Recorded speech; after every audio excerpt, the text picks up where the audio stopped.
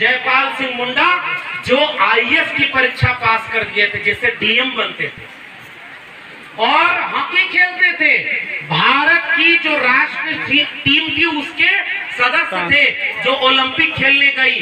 और जब जयपाल सिंह मुंडा का रिजल्ट आया तो उनसे कहा गया कि तुम हॉकी में जाओ या नौकरी लो, और वो हॉकी में गए और भारत को गोल्ड मेडल जिताया, उन्होंने पूरी दुनिया में नाम कमाया।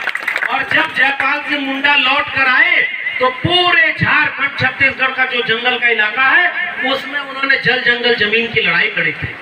और फिर पता है जब संविधान भारत का बन रहा था, संविधान जानते हैं ना जी, नया भारत कैसा बनेगा इसका किताब का नाम है संविधान। और उस संविधान से आपको हक मिला, क्या हक मिला कि आपके ग्राम पंचायत की अनुमति के बिना कोई आपसे आपकी जमीन नहीं ले सकता। अभी हमारे साथी कह रहे थे जमीन छोड़िए एक लोटा पानी में नहीं ले सकता बिना ग्राम पंचायत की अनुमति के। ये आपको अधिकार उस संविधान ने दिया ना, ये अधिकार आपको भारत के संविधान ने दिया ना। पैसा एक्ट आपको भारत के संविधान से मिला ना, वन अधिकार अधिनियम आपको भारत के संविधान से मिला ना। इसलिए वो आपको अधिकार देता है, जो आपको अधिकार देता है उस किताब का क्या नाम है? भारत का संविधान। और जो आपसे आपका अधिकार छीनता है उनको क्या कह रहे हैं? बिकू, बाहरी लोग हैं, ये सब बाहरी हैं जो आपके अधिकार छीन रहे हैं। भारत के संविधान बनाने की संविधान सभा में जयपाल सिंह मुंडा शामिल थे। जयपाल सिंह मुंडा आपके नायक हैं, मेरे भी नायक हैं, लेकिन मुझसे पहले आपके नायक हैं, क्योंकि आपको आदिवासी होने का हक दिलवाने के लिए लड़ाई लड़ी थी जयपाल सिंह मुंडा ने। इसलिए अगर आपको किसी को अपना नायक मानना है तो तिलका मांझी, सिद्धू कान्हू, बिरसा मुंडा के बाद जयपाल सिंह मुंडा को अपना नायक मानिए और घर घर बताइए कि जयपाल सिंह मुंडा न होते तो मैं बना नहीं। इसलिए भारत ही भारत नहीं बनता अगर जयपाल सिंह मुंडा भारत के संविधान सभा में नहीं खड़े होते। आप मेरी बात सुनिए, भारत की संविधान सभा में जो दिल्ली जहां से मैं चल के आया, आपके यहाँ तो साहब इतनी दूर आए रास्ता ही नहीं मिल रहा था। वो जो पुल बना है उस पर इतना पानी क्या बहने लगा, वहां पुलिस वाले खड़ा होकर भी कह रहे आगे जाने मत दो, रास्ता बंद है, सब डूब गए, सब बह गए। और बाद में चल के आए तो कहीं इतना पानी है उसी पर लोग चल करके आ रहे हैं। अरे भाई पुलिस वाले लोगों, अरे ये आपके अपने लोग हैं, इनको भ्रमित करने की क्या जरूरत है? अगली बार यहाँ कार्यक्रम हो तो यहाँ पक्की सड़क भी होनी चाहिए और तब जाकर ये कार्यक्रम होना चाहिए। भाई आपका जंगल जमीन है, यहाँ आपका कार्यक्रम नहीं होगा, किसका कार्यक्रम होगा? और यहाँ पर कार्यक्रम होने के लिए पूरी सुविधा होनी चाहिए। तब जयपाल सिंह मुंडा ने दिल्ली से, जहां से मैं चल कर आया हूँ, बहुत खराब जगह है दिल्ली, मैं उसका बुराई कर रहा हूँ, बहुत खराब जगह दिल्ली। क्यों? क्योंकि दिल्ली में बड़ी बड़ी इमारत में बैठकर, बड़े बड़े एसी में बैठकर बड़े बड़े लोग हमारे और आपके हक का सौदा करते हैं। और अगर हम जमीन की लड़ाई छोड़ देंगे तो दिल्ली वाले आपके हक को बेच देंगे। याद रखिएगा मेरे आदिवासी भाई, बहुत खराब जगह है दिल्ली। और उसी दिल्ली के कॉन्स्टिट्यूशन क्लब यानी संविधान सभा में जयपाल सिंह मुंडा खड़े होकर बोले, हम आदिवासी हैं, हम इस देश के मूल निवासी हैं, हम सैंधव घाटी सभ्यता के वारिस हैं। आप हमें लोकतंत्र मत सिखाइए, हमसे आपको लोकतंत्र सीखने की जरूरत है। वो जयपाल सिंह मुंडा को पढ़िएगा, उस जयपाल सिंह मुंडा की कहानियां अपने वरिष्ठ लोगों से सुनिएगा। तब जयपाल सिंह मुंडा ने लड़ाई लड़ी थी कि आदिवासी को उसकी जल जंगल जमीन पर पहला हक आदिवासी का। किसका हक है? आदिवासी। ये जल जंगल जमीन किसकी है? ये जल जंगल जमीन पर पहला हक किसका है? हमारा है। इस जल जंगल जमीन को आज तक बचाया किसने है? जब सब बचाया आपने है, हक आपका है, तो कोई बाहर से क्यों आके कहेगा कि मैं तुम्हें बताऊंगा कि आदिवासी नहीं तुम हिंदू हो? ये गलत है कि नहीं? गलत है। ये गलत है तो इसको होने देंगे क्या? नहीं होने देंगे। अगर आप आदिवासी ही नहीं बचे तो आपकी जल जंगल जमीन बचेगी क्या? नहीं। अगर आप आदिवासी नहीं बचे, आपकी परंपरा नहीं बची, तो आप आदिवासी बचेंगे क्या? नहीं। अब एक बात बताइए, जयपाल सिंह मुंडा ने संविधान सभा की बहस में एक बात कही। उन्होंने कहा तुम्हारे देवी देवता अलग होंगे, तुम्हारी पूजा करने का तरीका अलग होगा, हमारा तो संथाली भाषा में हम अपने देवी देवता किसकी पूजा करते हैं? प्रकृति की पूजा करते हैं। हम प्रकृति की पूजा करते हैं। ये पेड़ पौधे, नदी नाले, पर्वत, पहाड़, ये जंगल, ये हमारे हैं, क्योंकि हमने इन्हें पीढ़ी दर पीढ़ी बचाया है। अब सुना तो हमने भी है आपके यहाँ का किस्सा। आपके यहाँ भी कुछ दीकू लोग आ गए हैं, पहचान रहे हैं? लेकिन मैं भाई ठहरा प्रोफेसर आदमी, बाहर से आपने बुलाया है, मैं कोई ऐसी बात करके नहीं जाऊंगा कि जिससे कल यहाँ पर झगड़ा हो। ये मेरा काम नहीं है ना। अरे हम तो आदिवासी समाज को पढ़ लिख करके जीने वाले लोग हैं, जिनके यहाँ झगड़ा ही नहीं मोहब्बत का पाठ पढ़ाया जाता है, उनके बीच में झगड़ा किस बात का? तो मैं कोई ऐसी बात नहीं कर रहा हूँ, लेकिन मैं इशारे की बात जरूर पूछूंगा।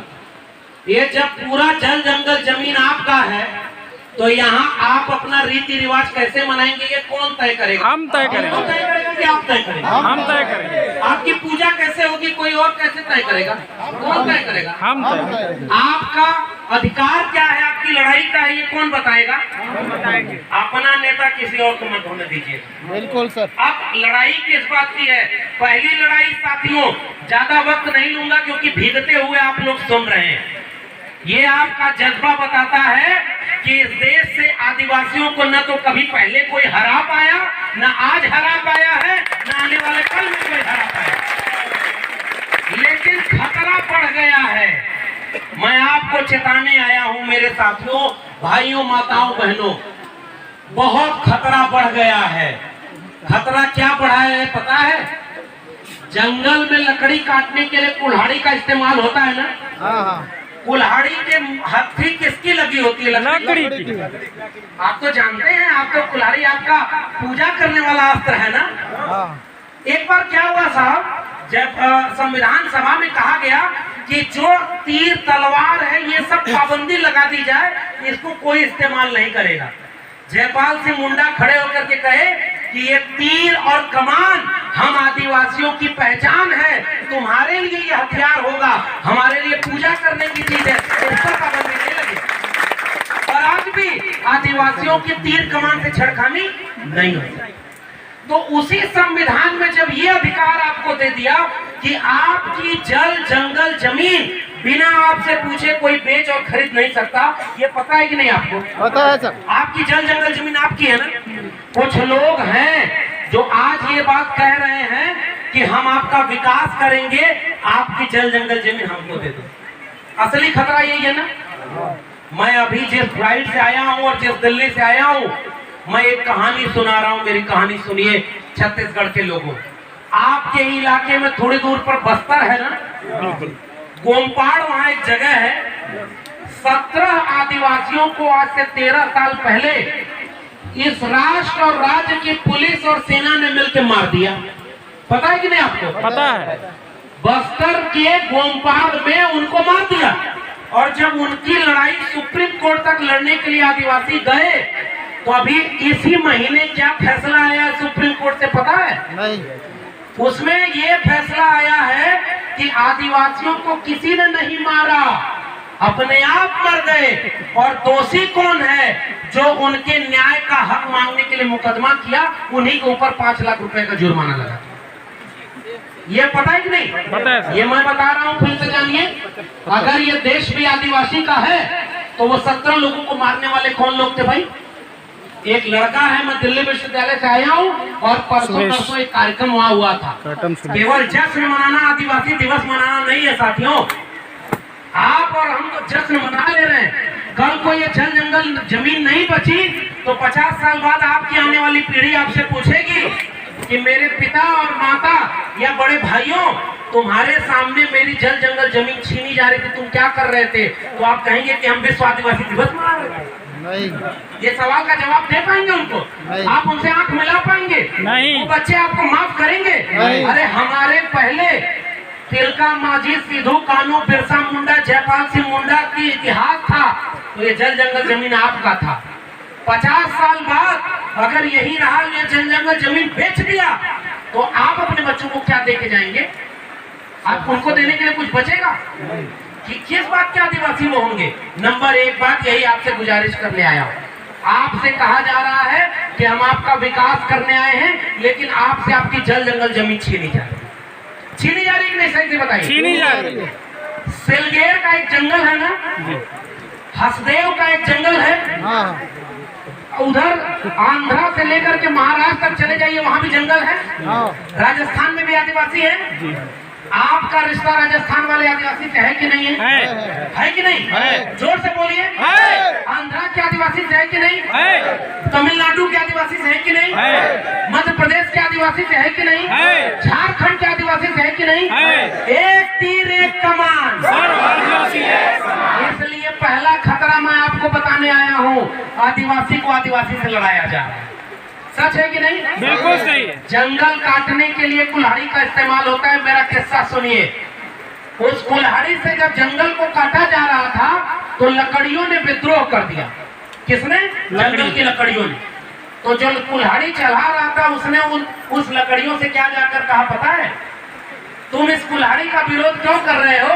इस कुल्हाड़ी में जो हत्था लगा है वो लकड़ी तो तुम्हारी है। समझ गए कि नहीं? और जंगल की लकड़ियों ने विद्रोह नहीं किया और एक दिन सारा जंगल काट दिया गया, क्योंकि जंगल की लकड़ियां कुल्हाड़ी के साथ खड़ी हो गई थी, क्योंकि कुल्हाड़ी में लकड़ी होने की थी। आपके लोगों को ही आपके खिलाफ भड़काया जाएगा। भड़काया जा रहा है कि नहीं? बिल्कुल। मुझे पता नहीं, मैं आपसे पूछ रहा हूँ, आपके लोगों को आपके खिलाफ खड़ा किया जा रहा है कि नहीं? खड़ा किया जा रहा है। क्या आप अपने लोगों से लड़ेंगे? नहीं। आप अपने लोगों से लड़ेंगे? हाथ उठा के वादा करिए कभी अपने लोगों से लड़िएगा मत। अगर कोई भटक गया तो उसको बैठा के समझाइए, उससे सवाल पूछिए, उससे ये पूछिए कि जल जंगल जमीन की लड़ाई हमारी है कि नहीं। ये आदिवासी परंपरा क्या होती है? तब जयपाल सिंह मुंडा ने संसद में खड़ा होकर कहा था, ये वर्ण व्यवस्था में हम आदिवासी तो आते ही नहीं भाई, हमारे यहाँ तो जात व्यवस्था है ही नहीं। कौन ब्राह्मण, कौन शूद्र, कौन ये? हम तो आदिवासी लोग हैं, हम जल जंगल जमीन को मानने वाले लोग हैं। हमारे खुदा, हमारे भगवान, हमारे लोग हैं जिनको प्रकृति की पूजा करते थे। अब दूसरा खतरा आपको बता रहा हूँ।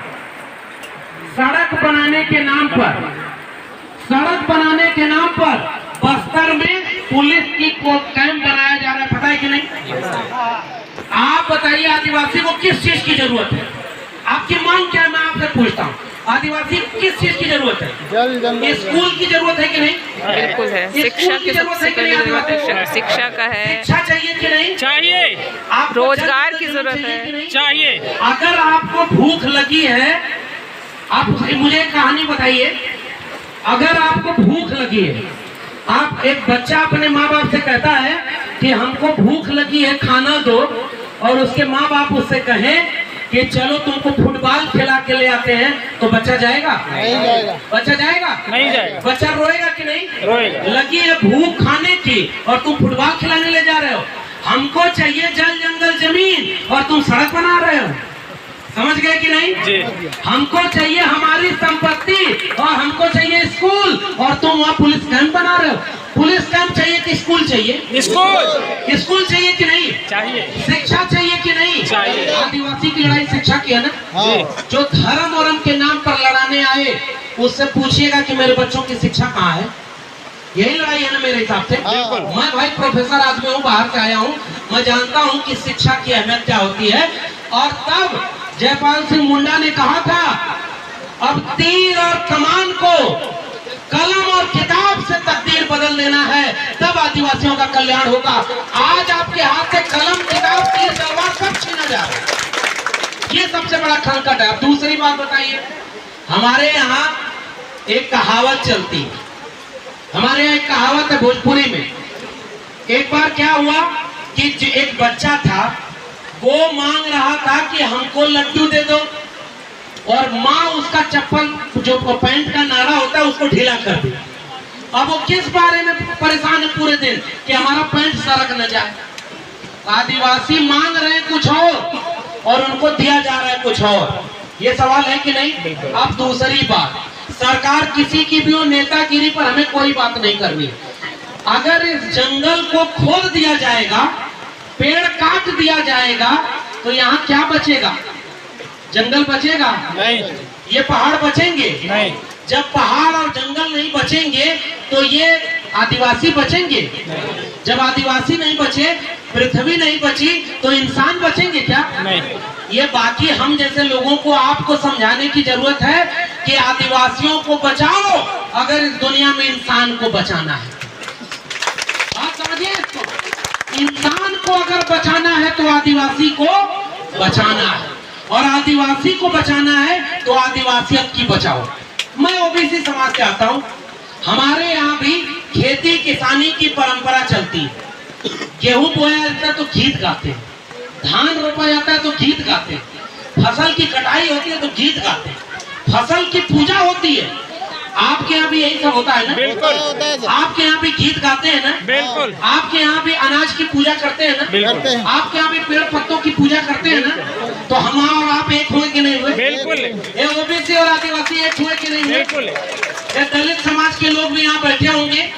दलित समाज को अछूत समझा रहा, दलित समाज को मंदिर में नहीं जाने दिया, दलित समाज को छू दिया तो अपवित्र हो गए।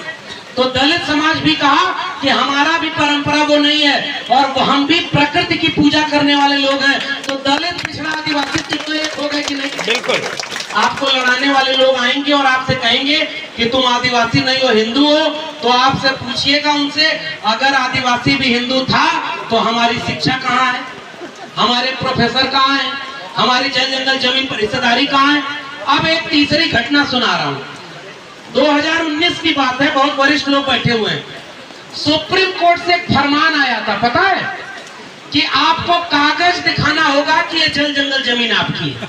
याद है? एनआरसी। आपसे कागज मांगा गया था और उसमें 10 करोड़ आदिवासी लोग अपने जल जंगल जमीन से विस्थापित हो रहे थे, है ना? आपसे कागज मांगा था ना? मांगा था। विश्व आदिवासी दिवस के दिन मुझसे हाथ उठा करके एक बात बताइए, सच सच बताइएगा। अगर आपसे 100 साल 50 साल पुराना कागज मांगा जाएगा तो आपके पास होगा क्या? नहीं। जोर से बोलिए, आपके पास कागज है? नहीं है। आपके 100 साल पुराने कोई डॉक्यूमेंट है? नहीं है। कुछ भी नहीं है? नहीं। तो क्या जमीन आपकी नहीं है? है। जमीन तो है ना। 1000 साल पुरानी जमीन आपकी है, 2000 साल पुरानी जमीन है, और कोई आपसे आके कहता है कागज दिखाओ, आप कागज दिखाएंगे क्या? नहीं दिखाएंगे। और अगर कागज नहीं होगा तो जमीन छोड़ देंगे? नहीं। जमीन छोड़ देंगे? जोर से बोलिए। नहीं। आपसे अगर आपका आदिवासियत को कहा जाएगा आप आदिवासी नहीं हो, ये पूजा ऐसे नहीं ऐसे कर सकते हो, तो छोड़ देंगे पूजा करना? नहीं। लड़िएगा मत। युद्ध करने के लिए लोग हमला करने के लिए आएंगे। सुना है कुछ दिन पहले यहाँ झगड़ा किया था। मैं कह रहा हूँ अगर आप एकजुट रहेंगे तो किसी की हिम्मत नहीं होगी कि कोई आपके ऊपर उंगली पे उठाए। एकजुट रहना होगा। और लड़ाई किस बात पे करनी है? मुझे लगता है कि आदिवासियों की लड़ाई 2-3 चीज की है। पहली लड़ाई कि आदिवासी कौन है, क्या है, ये आदिवासी तय करेगा। क्लियर? क्लियर। आदिवासी कौन है, क्या चाहता है, ये आदिवासी तय करेगा, कोई दूसरा नहीं करे। दूसरी लड़ाई, आदिवासी को क्या चाहिए, ये कौन तय करेगा? जोर से बोलिए। हम तय करेंगे। आदिवासी क्या चाहते हैं, ये कौन बताएगा? आदिवासी। आदिवासी कौन है, ये कौन बताएगा? हम बताएंगे। तीसरी लड़ाई, आदिवासी जल जंगल जमीन बचाने की लड़ाई, उनकी अपनी लड़ाई। यही ना है भाई? बिल्कुल। हम तो इतना ही समझते हैं, हम बहुत नादान हैं, हम बहुत कम जानते हैं आदिवासियों के बारे में। आपके सामने आए हैं तो हिम्मत लेकर जा रहे हैं, हिम्मत लेकर जा रहे हैं कि हमारे जंगलों में ऐसे आदिवासी खड़े हैं। और मैं अभी रायपुर आ रहा था तो एक महिला के साथ आया हूं, उसका नाम कितने लोग जानते हैं बताइएगा? उसकी बस्तर में लड़ने वाली एक आदिवासी महिला सोनी सूरी। सब जानते हैं? सब जानते हैं। सोनी सूरी को जानते हैं? सोनी सूरी के साथ अन्याय हुआ कि नहीं हुआ? सोनी सूरी के साथ जेल में बलात्कार हुआ कि नहीं हुआ? सोनी सूरी पर झूठा मुकदमा लगाया कि नहीं लगाया? सोनी सूरी को ऊपर हमला किया कि नहीं किया? सोनी सूरी को जेल में बंद किया कि नहीं किया? आज कहते हैं सोनी सूरी पर कुछ नहीं हुआ था। और आज अब इशारा समझिए, इस देश में एक प्रधानमंत्री बना है, वो कह रहा है 75 साल बाद हमने पहली बार एक दलित महिला को राष्ट्रपति बना दिया। आदिवासी, हाँ, एक आदिवासी महिला को पहली बार राष्ट्रपति बनाया। पता चला आप लोगों को? ये तो एक तरह से कहें तो ये अच्छी बात है, इसका विरोध तो हम नहीं कर सकते साहब, क्योंकि पहले भी बहुत लोगों की सरकार थी, आप ही आदिवासी को बना देते। लेकिन आदिवासी महिला को राष्ट्रपति बनाना तो अच्छी बात है, कहीं ऐसा तो नहीं कि नियत में कुछ खोट है? नियत में कुछ खोट है। कैसे? आपसे बात पूछ रहा हूँ बच्चों, नौजवानों, बताओ इनके द्रौपदी मुर्मू जी के पहले कौन राष्ट्रपति था? बोलिए। रामनाथ कोविंद जी। जाति से आते थे, दलित। अच्छा एक बात पता है, इस देश में भाजपा एक पार्टी ऐसी है जो कहती है कि जाति जाति करने वाले लोग दलित, पिछड़े, आदिवासी जो जातिवाद को बढ़ाते हैं। तो एक बात बताओ, रामनाथ कोविंद को राष्ट्रपति बनाया था तो उनकी जाति कौन बताया? वही लोग। कौन बताया? वही लोग बताए। भाजपा वाले बताए ना। बिल्कुल। प्रेस कॉन्फ्रेंस करके बताए ना। हाँ। किसने पूछा था किस जाति के? राष्ट्रपति की कोई जाति होती है? नहीं, राष्ट्रपति किसी जाति का होता है? नहीं। द्रौपदी मुर्मू आदिवासी है, ये कौन पूछा था तुमसे? भाजपा वाले। नहीं पूछा कोई, और बताया कौन?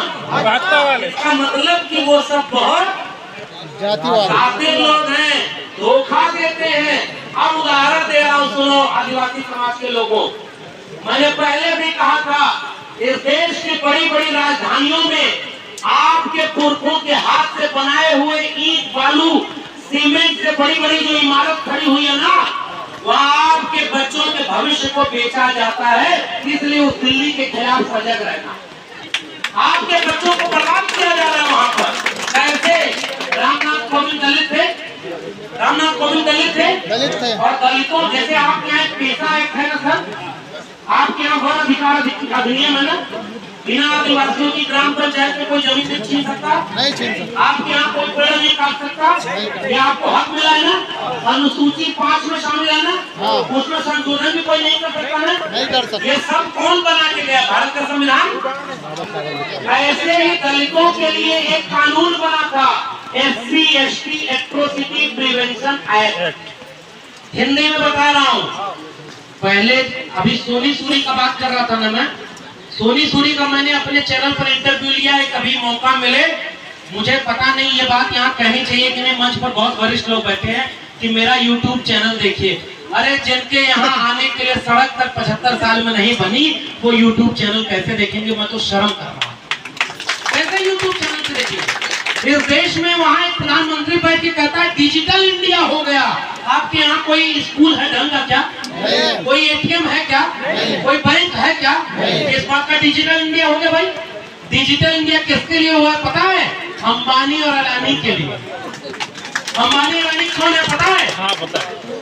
अंबानी और अडानी इस समय भारत के नए नए देवी देवता हैं, उनकी पूजा होती है। और ये जो बड़े बड़े पद पर बैठे लोग हैं ना, थोड़ा छत्तीसगढ़ सरकार के खिलाफ भी बोल दूं क्या? बोलिए बोलिए, बोलना जरूरी है भाई। तो हमें छत्तीसगढ़ सरकार वाले भी बताएं कि जो कानून आदिवासियों के खिलाफ भाजपा सरकार बनाई थी, क्या कांग्रेस वाले उसको विरोध में बदल दिए क्या? नहीं देखिए, क्या कांग्रेस के काम से संतुष्ट है क्या? नहीं। अब इसमें यही है, कोई बड़ा दुश्मन है, कोई बड़ा कटार चलाता है और कोई मीठा मीठा बोलकर आपका हक मांगता है। अब मेरा सवाल का जवाब दीजिए। जैसे दलितों के ऊपर अन्याय अत्याचार होता था, उनकी बहनों बेटियों के साथ बलात्कार होता था, दलित को मतलब समझते हैं ना? जी जी। दलित जो अछूत था भाई, जो आज हिंदू बनाने आए, उससे पूछना कि दुनिया के किसी देश में इंसान को छू ले तो अपवित्र नहीं होता, और तुम जम्बू द्वीप पे आर्यावर्त भारत खंडे विश्व गुरु की बात करते हो। तुमने अपने यहाँ के दलित को अछूत बनाया था कि उसको छू लो तो तुम्हारा मंदिर अपवित्र हो जाता था। शर्म आनी चाहिए कि नहीं ऐसे धर्म को? बिल्कुल आनी चाहिए। देश का सबसे बड़ा पद कौन सा है? राष्ट्रपति। राष्ट्रपति कौन थे? रामनाथ कोविंद। रामनाथ कोविंद राष्ट्रपति रहने के बाद जिस मंदिर में गए, पुजारी ने उनको घुसने ही नहीं दिया। बताओ जाति बड़ी चीज है कि नहीं? है कि नहीं? राष्ट्रपति अगर मंदिर में नहीं घुस पा रहा है तो गरीब जनता जा पाएगी क्या? राष्ट्रपति मंदिर से गया तो पूरे मंदिर को गंगा जल से धुलवाया कि नहीं? जब तुम मनुष्य में भेद करते हो तो कल को आदिवासी को कह दोगे कि आदिवासी भी हिंदू नहीं और हिंदू है, तो बताओ इनके आदिवासियों के अपने रीति रिवाज से क्यों छेड़खानी कर रहे हो? इनके जन को क्यों छीन रहे हो? यही सवाल है ना? बिल्कुल। तो जैसे राष्ट्रपति रहते हुए रामनाथ कोविंद के समय SC/ST एट्रोसिटी एक्ट से सुप्रीम कोर्ट ने छेड़खानी कर दी थी, पता है कि नहीं? जी जी। 2 अप्रैल का भारत बंद करना पड़ा था। उस 2 अप्रैल का भारत बंद किसके समय हुआ? जब दलित राष्ट्रपति था। तो दलित राष्ट्रपति है तो SC/ST प्रिवेंशन एक्ट से छेड़खानी हो रही है। एक रोस्टर आया था, पता नहीं आप लोग जानते हैं कि नहीं, 13 पॉइंट रोस्टर, 13 पॉइंट रोस्टर, जानते हैं नहीं जानते हो? जानते हैं। सुनिए, मैं जिस विश्वविद्यालय में प्रोफेसर बना हूं ना, मैं आज भी खोजता हूं कि मेरे बस्तर के, मेरे झारखंड के, मेरे राजनांदगांव के किसी आदिवासी को खोजता हूं जो दिल्ली यूनिवर्सिटी का कोई प्रोफेसर बन के मेरे साथ खड़ा हो, मुझे नहीं मिलता है। बताओ 75 साल बाद इस देश में कौन है, कौन वाइस चांसलर है जो आदिवासी है? क्यों नहीं बने भाई आपके लोग प्रोफेसर? ये मेरा सवाल है। 13 पॉइंट रोस्टर आया था, पता है, उसमें 13 पॉइंट पर रोस्टर को रोक दिया और 14वां पद जो बनता तो वो आदिवासी को बनता। यानी अगर किसी यूनिवर्सिटी में 14 पोस्ट आती तो 14वीं किसको मिलती? आदिवासी। आदिवासी को। जोर से बोलिए, आदिवासी। और रोस्टर कितने पर रोक दिया? 13 पे। आदिवासी का नंबर ही खत्म।